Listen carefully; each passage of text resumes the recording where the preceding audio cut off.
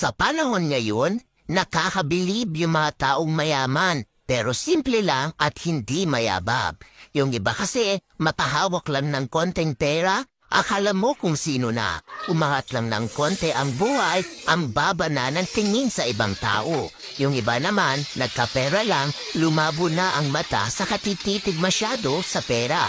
At hindi na nakakakilala ng mga dating kaibigan at kapamilya. Bakit? Nakakabulag ba ang maraming pera?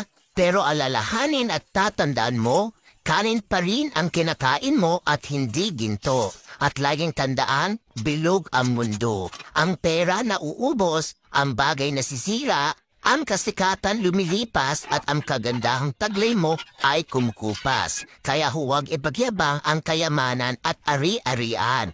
Huwag magmalaki ng kalakasan at kasikatan. Dahil tandaan mo, lahat dito sa mundo ay may katapusan. Kaya huwag mong hayaan na baguhin ng pera ang ugali at pagkatao mo. Dahil hindi lang pera ang nagpapasaya sa tao.